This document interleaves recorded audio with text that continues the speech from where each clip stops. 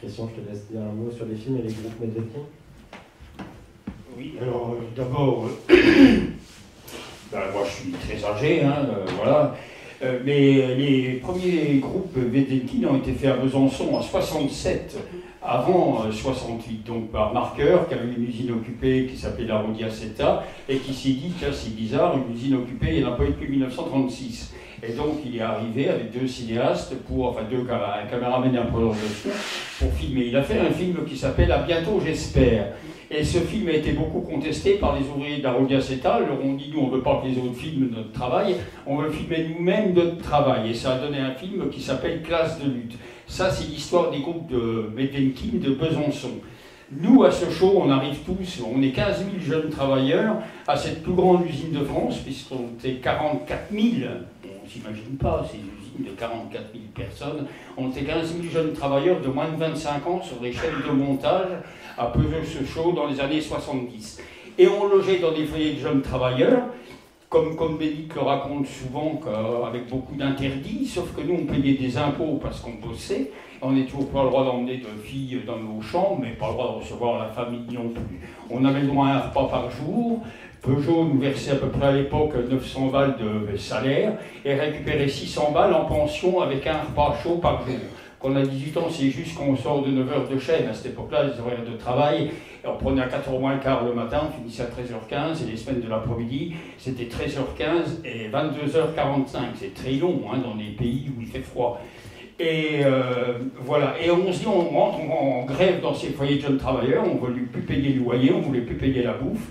Et ces cinéastes qui avaient travaillé à la Rodiaceta viennent nous trouver en nous disant, est-ce que c'est possible qu'on monte un scénario, qu'on voit comment on peut réaliser un scénario. Et on fait un premier jet en noir et blanc qui s'appelle « Trois quarts de la vie ». Donc 3 quarts de la vie qu'on donnait au patron dans ces années-là, à peu près. Ça n'a pas beaucoup changé, c'est peut-être bien plus maintenant. Mais et on se met d'accord sur un scénario, sauf que le scénario, on décide que c'est pas un cinéaste ou un technicien du cinéma ou quelqu'un de spécialisé qui va écrire le scénario, mais on va tous s'asseoir après les heures de chaîne, le soir, la nuit, pour travailler, à rédiger donc des scènes, des scénettes en fait, des sketchs sur le travail en chaîne, sur le travail d'usine et ce qu'on pense de la vie à l'époque. Et donc tout se fait collectivement.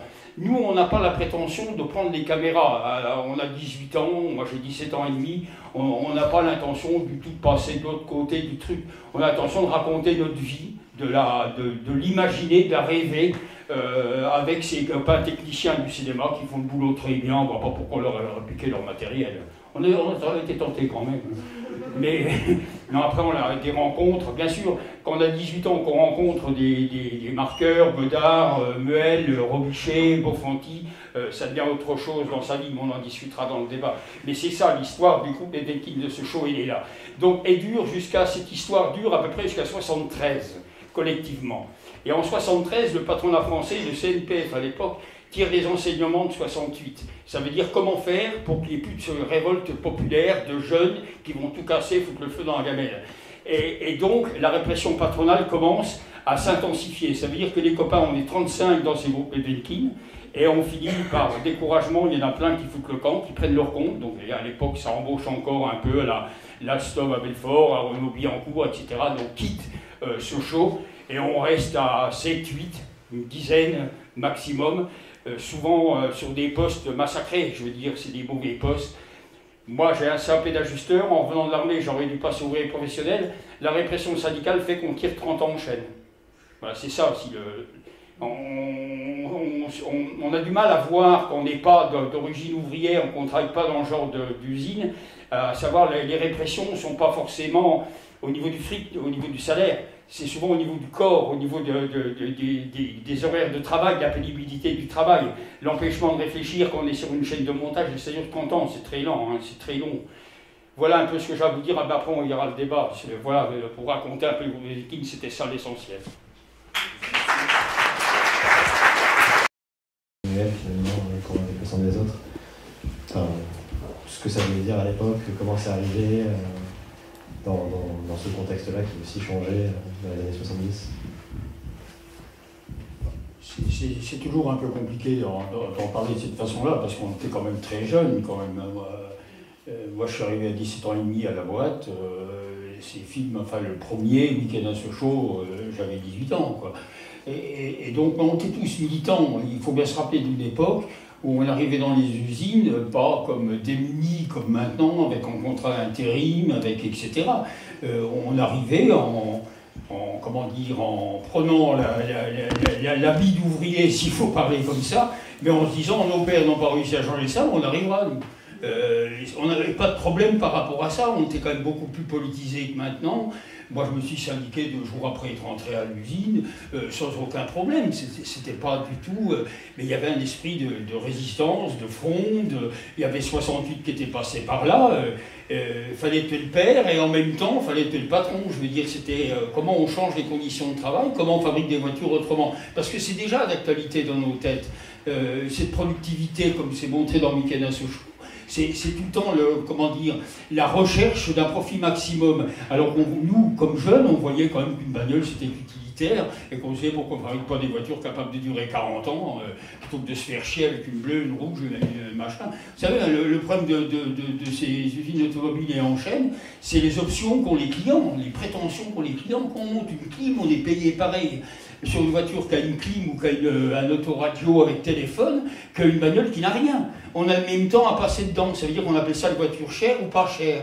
Le phénomène, c'est qu'on regarde de loin si on repère la voiture avec option pour essayer d'aller au chiottes à ce moment-là, parce qu'on sait qu'on a 2 ou 3 minutes de plus à faire par bagnole qui n'est pas rémunérée. Et donc on descend la chaîne, on va mettre une demi-heure à remonter. Descendre la chaîne, ça veut dire quitter l'endroit où on devrait travailler. On se retrouve 25 mètres plus bas, après il faut remonter les 25 mètres bagnole par bagnole. C'est ça une chaîne de montage, hein. C'est pas si simple que ça, c'est pas linéaire, c'est pas quelque chose de docile. Et comment raconter tout ça? Donc oui, Week-end à Sochaux nous a paru quand on a rencontré ces techniciens du cinéma et ces cinéastes, c'était surtout pour ça, comment décrire des situations que personne ne parle jamais. Comment arriver même syndicalement, on parlait de groupe ouvrier, on parle de rapport de force, on parle de syndicats ouvriers, mais moi, dans ce que j'ai connu dans les syndicats à ce moment-là, chez Renault, chez Peugeot, chez Berlier, etc., c'était comme, enfin dans l'automobile, c'était comme des syndicats tenus par des ouvriers professionnels ou par des techniciens. Mais jamais les OS n'étaient au secrétariat du syndicat, ou les gens qui travaillaient en chaîne étaient au bureau du syndicat. Probablement parce qu'il y avait des questions de vocabulaire, de culture, etc., d'apprentissage à prendre la parole en groupe, ce qui n'est pas inné. C'est pas si simple, à vous, peut-être des milieux, ce n'est pas des milieux sociaux, mais enfin chez les ouvriers, s'asseoir autour d'une table et prendre la parole en public, c'est pas quelque chose d'évident. Les prises de parole, on voit bien chez les militants syndicalistes dans les différentes usines, et même encore maintenant, dans le mouvement social maintenant, souvent, les copains qui prennent la parole, c'est montré dans l'info, il picole, il a la Cronenbourg à la main, voilà, c'est comme ça que c'est montré. Alors que c'est difficile de prendre la parole. Moi, ma première prise de parole, je suis militant depuis 69, et ma première prise de parole, c'est 81.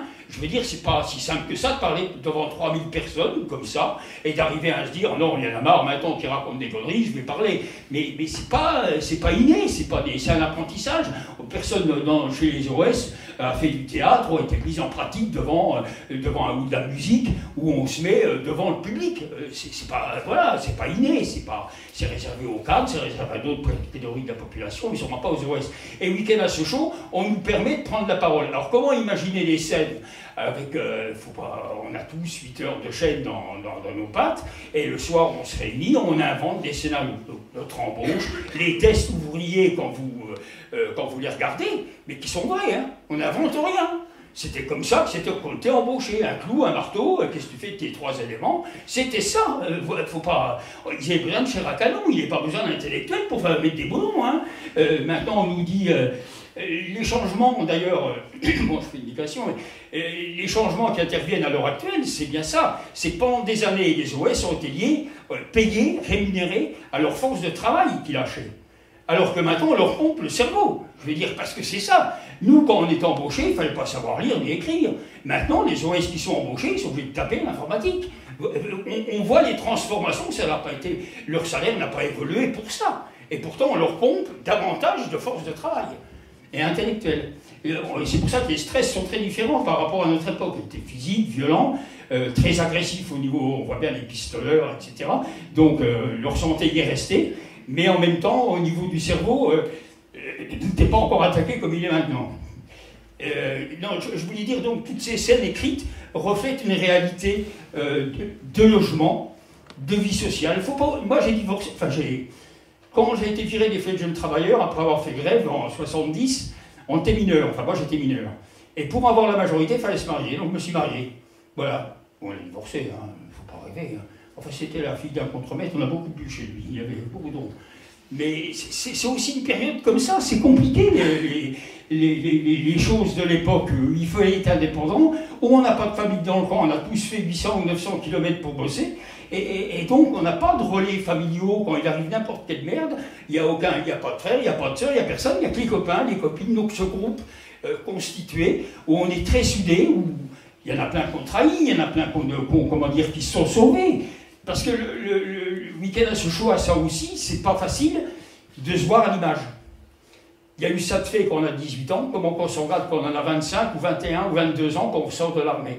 Et il y a beaucoup, sur le 35 qu'on était, il y en a au moins une quinzaine qui, en rentrant de l'armée, n'ont jamais voulu revenir à l'usine. Mais ça se comprend, je veux dire. Hein. Quant aux autres, vous avez bien vu le massacre d'Avec le sang des autres, donc le film d'après, la fatigue, parce que 4 ans de chaîne, et avec la répression patronale, c'est pas quelque chose de simple. On voit bien mon copain René, le Digue, qui est massacré, quoi, voilà. Donc il a fallu le ramener en Bretagne, en urgence, qui est mort maintenant. Et d'ailleurs, tous les copains sont pratiquement tous décédés, je veux dire, c'est pas... voilà, c'est hard physiquement, il faut se rappeler les conditions. Personne ne prend en compte de trop. On s'en fout, on monte dans la bagnole, on démarre, et du moment que ça marche, tout va bien. Mais c'est pas comme ça, quoi. Et plus tous ces relais par rapport à l'émigration, le copain qui parle et qui dit les divisions, comment Peugeot, faut apprendre quand on est délégué sur une chaîne de montage, faut apprendre des langages de signes, bientôt on pourrait dire. Mais ça peut être... Pour moi, c'était bien, pour moi. Mais il y a plein de copains qui n'acceptent pas de jouer ce rôle, c'est plus facile de communiquer dans une langue. Mais quand personne ne parle la langue, il faut s'arranger, donc tu bouffes turc, tu bouffes... voilà, les Turcs, quand ils sont arrivés, ils coupaient leur pain en deux, ils mettaient un piment au milieu. C'était 6 h le matin, hein. Et donc à 6 h le matin, si vous voulez communiquer, il fallait bouffer comme eux. Tu y vas, puis c'est tout. Hein, mais c'est compliqué quand même, ce n'est pas bien, hein, mais il y a tout ce rapport quand même comment dire, social par rapport à toutes ces populations. Il ne faut pas oublier que c'est des ateliers qui ont 14 000 personnes, on ne peut pas imaginer, 14 000 personnes qui embauchent à la même heure, et tu es délégué là-dedans, et tu fais quoi? Donc tu cours, tu t'agites, et week-end à Sochaux correspondait à un moment donné à ce que nous, on avait vécu 68, mais comme apprenti, je dirais pas comme étudiant, on passait tous un CAP, des trucs, et on rentre à l'usine après, il y a un sentiment de révolte, et d'avoir été oublié, les laments de la farce. On va reprendre les habits du père sans rien transformer. Et ça nous paraissait inacceptable. L'incompréhension dans les mouvements souvent syndicaux et politiques, qui pour eux, 68, avaient garanti leur groupe, leur truc, était devenu plus fort, et nous un peu laissés pour compte, sans voir trop l'avenir. En plus, on militait quand même beaucoup avec des anciens qui avaient fait la guerre d'Algérie. C'est compliqué, je veux dire, ces rapports entre nous très antimilitaristes dans notre génération et ces mecs qui avaient fait l'Algérie, qui portaient tous les stigmates de la guerre encore. Hein. C'est compliqué, hein, tous ces gars de campagne, c'était leur grand voyage de leur vie, l'Algérie. Hein. Chacun avait une histoire différente, la vivait souvent mal, mais il n'était pas prêt à en parler. Il n'y a que maintenant qu'ils en parlent à 70, 75 ans, hein. Mais à l'époque, ils en parlaient peu. Et tout ça forme des jeunes comme nous, qui à un moment donné, ont pensé que c'était plus important de laisser passer un message par l'image, et surtout commencer à bosser. Ça veut dire que c'est écrire du scénario collectif. Dans ces provinces, il n'y avait pas de librairie spécialisée pour le travail. Il est évident que les patrons ne mettaient pas en place. Il n'y a pas d'université sur Montbéliard. Hein. Il n'y a rien. Hein. Il y a des écoles pour former des peintres de bagnole ou des mécaniciens ou des électriciens auto. Et donc pour se former, si je posais la question par exemple sur une chaîne de montage, c'est quoi le pas Berlier ou le pas Bedeau, vous n'allez pas savoir me répondre. Et pourtant c'était le langage, le vocabulaire qu'emploie la direction quand elle négocie, quand elle nous rencontre, le pas Berlier ou le pas Bedeau. Et nous comme des cons on est devant, puis en se disant putain on peut rentrer quand même notre imbécilité, qu'est-ce que c'est que le pas Bedeau, le pas Bernier? Et t'as beau faire toutes les librairies du pays de Montbéliard, il n'y a pas Internet et t'en trouves pas. Et il a fallu cette rencontre avec ces techniciens du cinéma qui nous alimentent en littérature, justement, de sociaux, de recherche d'histoire, par rapport à tous ces trucs de concepts sur la technicité. Qu'est-ce que c'était qu'une chaîne de montage? Comment est calculée la productivité? Qu'est-ce que ça veut dire la distance entre deux voitures, le pas de voiture, etc. Parce qu'en fin de compte, il y a deux choses. On peut augmenter soit la vitesse des chaînes, soit on resserre les voitures sur une chaîne. Hein. Il n'y a plus qu'un mètre entre les deux pour en a gagné de la bagnole. C'est tout ça, c'est l'histoire des 39 heures. Quand Auroux nous fait les 39 heures, quand on est en chaîne, on a un quart d'heure de moins avec le même nombre de voitures. Donc on se paye nos 39 heures. Mais les techniciens ont bien un quart d'heure de moins, ils font moins de boulot. Les ouvriers professionnels font moins de boulot aussi, les ingénieurs aussi. Mais nous, en chaîne, on augmente un peu la productivité et comme ça, on se la paye. On paye pour le reste aussi. Et Aubry a essayé de nous faire pareil avec la 35 heures. C'est toujours le plus faible dans les populations sociales qui paye les pots cassés. On a vu pendant le Covid avec les caissières, on a vu. Voilà, c'est en permanence ce genre de souci. Et nous, notre façon de penser à l'époque, ça nous révoltait tellement de voir les gens travailler de cette façon-là qu'on ne pouvait pas faire autrement que d'imaginer des scènes différentes pour montrer à l'image, pour saisir un peu l'image. Oui, alors après il y a la rupture du groupe. Ça veut dire que cet esprit collectif disparaît avec la répression. On arrive avec le sang des os, on a le budget, on a une avance sur recette et on ne sait plus travailler collectivement parce qu'il y a la fatigue, parce qu'il y a les horaires de travail, parce qu'on a pris 5 ans dans notre gueule, on a pris des mois de prison pour moi à l'armée, d'autres ont pris des coups de bâton, et donc voilà, c'est la vie normale, et en même temps on n'arrive plus à travailler forcément sur les mêmes projets. Et donc Bruno Muel reprend l'ensemble avec des témoignages, qui à mon avis sont superbes par rapport à l'exploitation. Hein. Rares sont les films qui traitent du mouvement ouvrier, et comme ça. Mais on n'a pas d'image. On a rentré les caméras, mais ça nous donne des séquences d'1 minute 30, parce que c'est des 16 mm, on rentrait ça clandestinement, on filmait à partir d'Affelbuck dans les allées de Chêne, et c'était pas simple. Et donc, on décide à l'entrée de la Grande-Bretagne dans le marché commun, de contacter un cinéaste anglais, en lui disant, et on va envoyer une lettre à la direction Peugeot, que les Anglais seraient curieux de voir une grande entreprise française. Et donc, on fait un deal avec lui, et on le voit à Orly, on le rencontre à Orly, on lui dit, voilà, on veut ça, des images de là, de là, de là, et on le laisse, on ne le voit pas pendant 3 semaines. Et à 3 semaines après, on remonte à Orly, on récupère les bandes. Et depuis, Peugeot cherche qui a filmé. Voilà. En même temps, ces films-là intéressent la direction. Elle a voulu nous les acheter plusieurs fois pour former ses cadres. Ah ouais, non, mais c'est... Donc on refuse de vendre, mais on voit bien, il y a un intérêt de la part patronale, parce que, justement, ça, c'est des choses qui ne sont jamais dites. Leur seul canal d'info, souvent, c'est leur maîtrise, avec tout ce que ça comporte comme alcoolo et comme débile, et donc c'est pas un canal fiable. Elle le sait très bien, préfère avoir le nôtre. Mais vu qu'on refuse de vendre, ils ne peuvent pas l'utiliser. Mais c'est... voilà, et oui, avec le sang des autres, c'est le dernier film, parce qu'après, bon, tout le monde est fatigué, tout le monde a changé de trajectoire. Par exemple, mon copain qui se fait massacrer, malgré tous ses points de suture, continue à acheter de la peinture. Mais de la peinture à s'endetter. Ça veut dire qu'avec Bruno Muel, avec les potes, on va manger des pommes de terre au vin rouge avec de la farine pendant des mois et des mois pour payer ses dettes. Mais il adore la peinture. Comment faire quand quelqu'un adore la peinture? Ben voilà. Un autre adorait les violons. Bon, on lui achetait des violons. Il jouait comme un con. Il cassait le violon sur le bord du trottoir. Voilà. Mais on continuait, une fois tous les 2 mois, de lui acheter un violon. Parce que c'est ça le groupe Potemkin.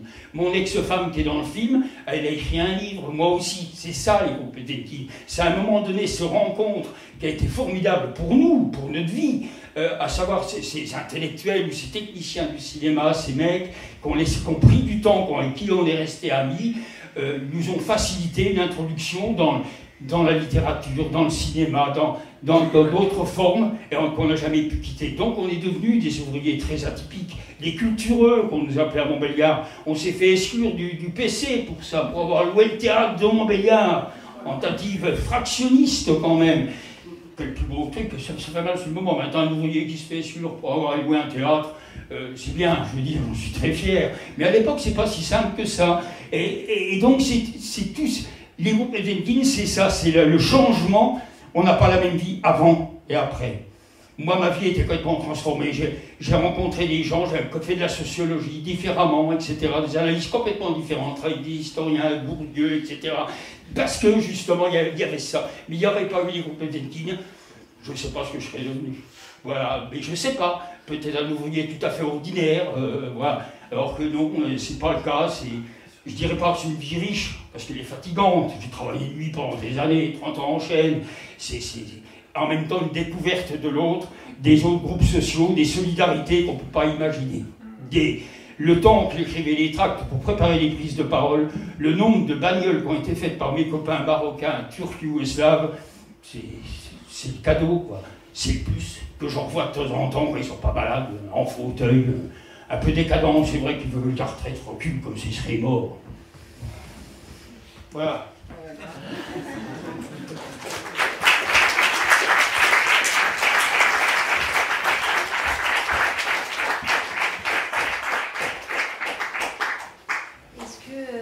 Vous avez des questions dans la salle aussi? C'est une question presque de détail, je suis désolé après ce qu'il a dit, mais bon.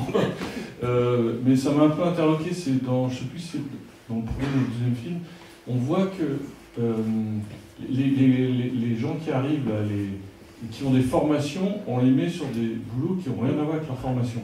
Et je voulais savoir si c'était délibéré, ou pas, ou enfin je sais pas, ça paraît étrange parce que dans l'esprit d'un patron, enfin je sais pas si mieux avoir des gens formés pour faire le boulot plus vite, mieux, je sais pas, et là en fait non, et on voit que ça crée de la frustration. Et je voulais savoir un peu dans le film, est-ce que c'était anecdotique ou est-ce que c'était systématique? Non, c'est une bonne question, et là on parle vraiment des OS en tant que tels. Peugeot en 69, 70, 71 a besoin de main-d'œuvre, pas d'ouvriers professionnels.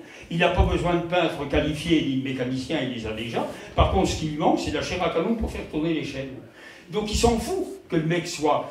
En plus, il y a le service militaire. On arrive avant le service militaire. Souvent, la trajectoire professionnelle va être faite après. On est sous surveillance jusqu'au service militaire. Si on se conduit bien, si on a les ronds pour acheter une bagnole, si on va au Stade Bonal soutenir le club du patron, si on ne fait pas grève, si on n'arrive jamais en retard, si on n'est pas bourré, si on n'insulte pas son chef d'équipe parce qu'il pue de la gueule, on a une chance de passer ouvrier professionnel. S'il n'y a pas ça, on finit en chaîne. C'est bien ça le problème. Et ces mecs qui arrivent et qui sont peintres, ils croient que leur test arrive avec un CAP de peintre, et on leur dit carrément, bah, tu vas en fonderie. Parce qu'il y a besoin de main-d'œuvre en fonderie. Il ne faut pas oublier que c'est une grande usine, on est 44 000, et il y a 450 départs tous les jours et 450 arrivées, turnover. Et donc voilà, c'est comme ça, il manque quelqu'un là, il m'en faut 10 pour fonderie, ben voilà. Si les peintres, ils sont dans la foutre que tu sois peintre, tu vas aller en fonderie, puis ça va te faire les dents. Voilà, c'est comme ça que ça gère. Mais parce que c'est une catégorie bien spécifique. Les ouvriers professionnels sont choisis délibérément, soit par l'école patronale qui existait à l'époque, ou soit parce que les gars étaient repérés comme bon élément, mais après c'est le service militaire, jamais avant. Donc à l'embauche, non, donc ça se fait... en même temps, on avait tous des CDI, je veux dire, c'était quand même pas la même que maintenant, où on tourne par intérim. Voilà, pour répondre à votre question, c'est ça. L'explication, elle est là. OS, parce que c'est vraiment la chair à canon. Il y a une autre question, sinon j'ai juste une petite question par rapport au groupe Meddenki de Besançon, qui faisaient eux des documentaires. Pourquoi vous, Sochaux, vous avez dit nous on a envie de faire de la fiction avec Week-end à Sochaux? Vas-y, répète la fin de ta question. Non, mais du coup, avec Week-end à Sochaux, vous faites de la fiction, alors qu'avant, les groupes Meddenki de Besançon faisaient plutôt du documentaire. Pourquoi vous avez eu cette envie de raconter des histoires? Je crois que j'ai abordé le problème, mais le groupe de Besançon, c'est des ouvriers quand même qui appartiennent au groupe de Meddenki, qui sont beaucoup plus âgés. C'est tous des ouvriers qui ont une quarantaine d'années, 35 ans, etc. Ou d'ailleurs, je peux raconter des anecdotes parce qu'elles ne sont pas simples. Et donc préfèrent le documentaire pour continuer à dénoncer des faits qu'ils voient eux. Mais ils ne rêvent pas, comme nous, jeunes travailleurs, d'une autre société. Et ils ne rêvent pas du tout que c'est possible de vivre autrement. Non, ils sont dans un moule, on voit bien dans les films de Besançon, par rapport au féminisme, dur, quand même, les copains là-bas. Et en plus, ils sont attachés dans un truc très étroit, je veux dire. Quand le PC, enfin la CGT du Doubs à Besançon leur dit, bon les gars, vous choisissez des documentalistes, ou sinon vous redevenez militants, il faut choisir.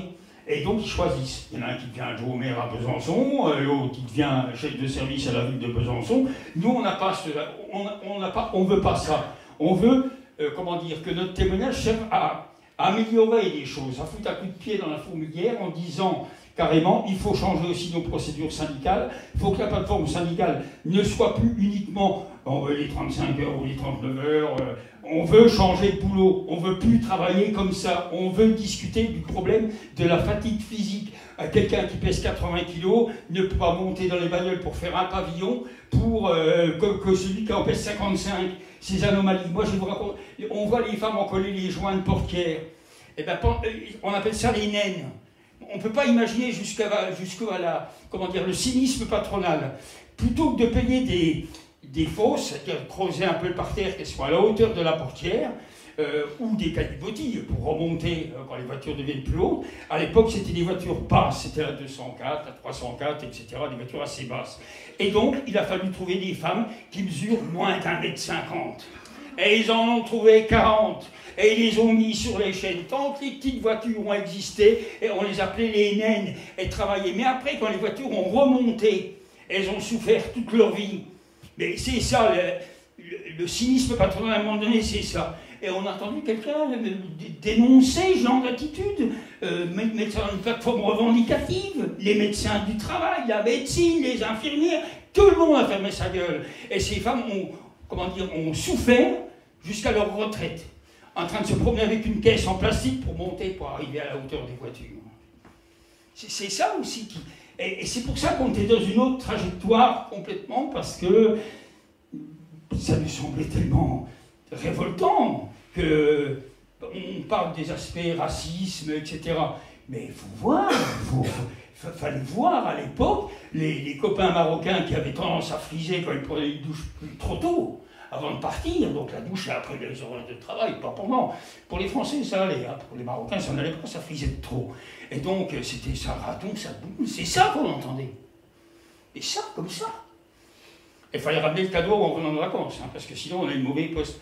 Parce qu'en Chaîne, il y a une particularité que personne ne parle non plus.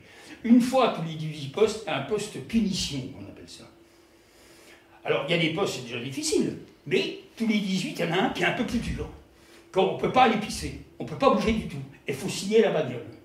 Par exemple, les plaques de numérotation de carte grise sur le châssis de la voiture. Donc 18 numéros à taper. Qui ne fait pas d'erreur sur 18 numéros quand on fait 300 bagnoles? Il faut bien l'imaginer. Hein, et donc, à chaque fois, c'est les postes de punition, il y a une erreur. Et c'est un jour rapide, chaque erreur. Et c'est comme ça qu'on démolit les gens. Alors pourquoi ils sont là? Parce qu'ils ont fait grève, parce qu'ils ont mal répondu au chef, etc. Voilà, purgatoire. Et on ne parle jamais de ça, de ces attitudes. Voilà. Et ça existe encore, hein, c'est pas. Voilà, faut faire avec, quoi, c'est tout. Ou changer. Bon, bien sûr, maintenant c'est une usine moribonde, ce show de 44 000, c'est 3 800 maintenant. Hein. Il faut bien imaginer la destruction industrielle que ça emmène dans le pays de Montbéliard. Hein. C'est une catastrophe. Bon, il y a la Suisse qui n'est pas loin, donc il y a beaucoup de jeunes qui vont en Suisse, mais sinon c'est une catastrophe programmée, comme la Lorraine a été sinistrée dans les années 80. Je veux dire, c'est en train de s'opérer. Là, les restructurations de l'automobile, c'est ça. Oui. Oui, j'avais une question, ça rejoint un peu peut-être ce que me disait Alix. C'était sur l'humour dans le premier film de fiction, justement. Est-ce que c'est un moyen utilisé sciemment de faire de l'absurde, de montrer l'absurdité des situations, d'essayer de faire rire aussi peut-être les gens qui vont voir le film pour leur faire comprendre la dureté des choses et... Alors, je sais pas. Est-ce que c'est une question qui vous parle ou pas? Oui, moi je crois que c'était une volonté délibérée de faire ça avec humour, le truc des mutations, le truc de la valise. Alors c'est vrai que ça, pour l'anecdote, c'est une histoire vraie, hein, un mec a déménagé comme ça, je vois en même temps, mais il n'avait pas une grosse malle en ferraille qui n'a rien dedans, alors un gros déconne. Mais voilà, on insiste sur le trait, mais c'est quand même comme ça, je veux dire, c'était ça, je veux dire, voilà, l'appartement à la ZUP, on est 8 pour partager ce petit appart. C'est vrai que c'était extraordinaire. J'ai logé dans un jeune travailleur avec quelqu'un qui était du matin pendant que j'étais de l'après-midi. Voilà, c'est des choses, on entend les réveils, on dort mal, etc. C'est des choses qu'on ne peut pas... mais il y a cette forme d'humour, oui, parce que aussi on avait des copains, alors, je ne sais pas si vous connaissez un livre qui s'appelle Un grain de sable sous le capot, mais par Un grain de sable sous le capot, c'est Hubert Huxler qui a écrit ça, qui a travaillé en chaîne toute sa vie, et qui raconte que des saloperies qu'il a fait en chaîne. Mais que des saloperies avec des potes, hein, organisées, hein, par rapport à sa maîtrise, par rapport au retard, par rapport aux malfaçons, par rapport au chef d'équipe, etc. Voilà, c'est que ça. Et il y a un bouquin complet là-dessus, donc Le grain de sable sous le capot, celui qui dérange, mais toujours avec humour et irréprochable sur le travail. Comme ça, on ne peut pas le baiser. Sauf quand il y a les visiteurs, parce qu'ils pétaient les pare-brises à coups de marteau. Comme ça éclaboussait des plaques de verre à l'époque. Ils ne fendaient pas, ils explosaient les pare-brises.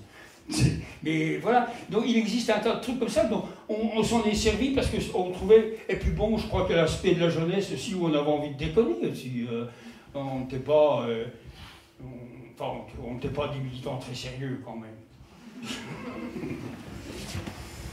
Pas par rapport à maintenant. Oui. Donc, tout à l'heure, vous parliez de la majorité, pour passer dans la majorité, c'est se marier. Mais je n'ai pas compris ça. Vous travaillez pendant mineur. Ah, c'était le travail. Moi, j'étais mineur. On était mineur jusqu'à 21 ans. Le problème quand tu es viré d'un jeune travailleur, ils acceptent les mineurs, c'est qu'après, pour trouver une location, quand tu n'es pas majeur, ils ne te louent pas. Il faut la caution des parents. Mon père était un vieux militant communiste stalinien déporté à Dachau, que j'aimais beaucoup, hein, mais avec qui je ne m'entendais pas, parce que quand même, bouffer avec Staline à la salle à manger, c'est pas facile, hein, c'est pas toujours simple, hein, c'est contrairement à ce qu'on croit. C'est sûrement l'honneur des gosses déportés, c'est pas forcément une enfance heureuse, hein, c'est pas non plus, il faut faire très attention. Donc on a mis beaucoup de distance et je voulais rien lui mettre. Et donc le mariage m'a paru l'évidence même pour couper court à ça. C'était uniquement pour trouver un logement, c'était simplement voilà, matériel. Donc si vous vous mariez avant 21 ans, vous étiez... Ah ben vous êtes majeur. Vous êtes votre majorité. Eh oui. Il faut trouver la fille. Il faut trouver le beau-père qui est contre-maître, qui a un peu de pinard dans sa cave. Il faut profiter des copains aussi, hein, c'est pas ça. Oh là là, voilà. Il y a toute une stratégie là. Une question derrière. Moi j'ai une question. J'avais dit, est-ce que vous avez vu des évolutions qui expliqueraient aujourd'hui qu'il y ait des objectifs, qu'il n'y ait plus de groupes comme le groupe Medvedkin, qu'il n'y ait plus du tout cette forme de militantisme qu'il peut y avoir Je dirais pas forcément qu'il n'y a plus ce genre de choses. Je sais pas, il ne sort pas grand-chose de production cinématographique avec des groupes constitués, mais en même temps, il y a bien des gens qui travaillaient ensemble, des fois sur la réalisation d'une pièce de théâtre, sur une... voilà, il y a des choses qui se font collectivement. Maintenant, par rapport aux écritures collectives, c'est vrai. En même temps, il faut beaucoup se méfier. Alors bien sûr, nous, on n'est pas dans les jeunes, mais on est quand même encore 150 vieux syndiqués à Sochaux, où par exemple, pour mai 68, l'anniversaire de mai 68, on a écrit un livre, Jeanne et Lucien, qui est édité par les Butins de Pongé, parce que ça nous paraissait évident, c'était un truc collectif qu'on a écrit à plusieurs, etc. Donc il y a des choses aussi qui se font, mais qui ne sont pas forcément... qu'on ne voit pas. En même temps, l'expérience de Saint-Nazaire avec René Vautier par rapport à la Constitution, groupe un peu de genre de groupe Evenkin sur Saint-Nazaire avait échoué, donc c'est pas simple, hein, c'est pas... Il faut trouver un collectif avec des gens solides aussi, mais avec avec aussi des périmètres, et souvent une maison, et nous on a eu la chance de bénéficier d'un comité d'entreprise avec un centre d'action culturelle, d'un comité d'entreprise qui nous permettait de résider là-bas pendant un week-end, d'être hébergé, de payer sa participation, mais quand même d'être en dehors de l'usine et de bénéficier des structures. Mais qu'est-ce qui existe maintenant comme structure quand on voit dans quel état sont les salles de cinéma, quand on voit les maisons des jeunes, etc., ou les locaux associatifs, il n'y a pas grand endroit, non seulement pour se rassembler, mais en plus pour embaucher quelqu'un capable de diriger la manœuvre, parce que c'est pas aussi simple que ça le travail collectif. Le travail collectif, oui, mais c'est pas chacun arrive et puis voilà, il faut aussi programmer, arriver à mettre les choses en place sérieusement, quoi. C'est pas, voilà, on n'est pas dans la spontanéité forcément, hein, et donc tout ça a disparu aussi. Donc comment recréer ça? Et je vois mal les municipalités à l'heure actuelle faire des efforts dans ce sens-là. Si vous voulez, on peut juste descendre et continuer la discussion au bar, etc.